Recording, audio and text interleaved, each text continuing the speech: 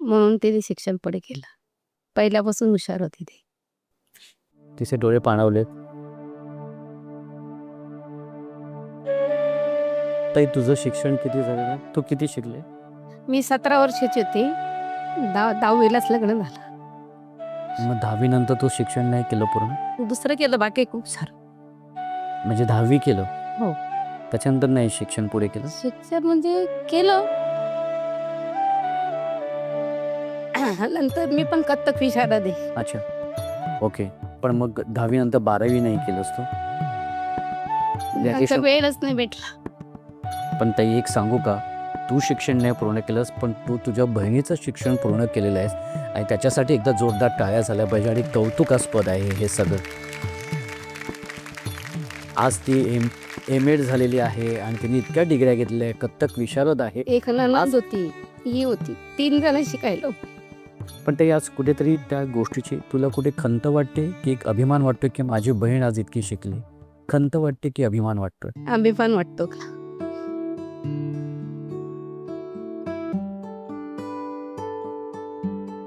ताई, आज ताई पण आहे, तूही इथे आहेस.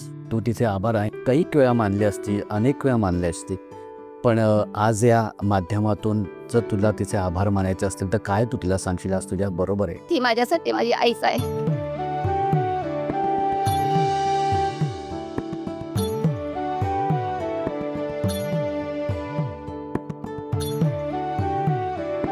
आत्तापर्यंत ताईंनी तुला इतकी साथ दिलेली आहे खरंच, आणि ही साथ ही हे बहिणीवरचं प्रेम, तुमच्या दोन्ही बहिणीचं एकमेकांवरचं असलेलं प्रेम आणि ही साथ सोबत अशीच आयुष्यभर राहू दे हीच मी स्वामींची आणि प्रार्थना करतो. एक दोघी छानशी मिठी मारा बघू दोघींनी.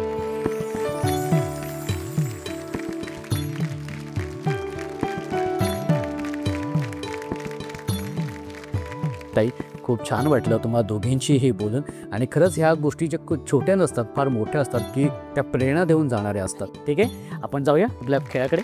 ओके, माहेरच्या आठवणीनंतर आता आपण सुरू करूया आपल्या या मजेशीर खेळाला. या खेळाचं नाव आहे बाटली उडम लाडू गटम. खेळाचं नाव आहे बाटली उडम लाडू गटम. हा ताई, हे जे नाव आहे हे 5 वेळा सलग बोलून दाखवायचे. बाटली उडम लाडू गडम.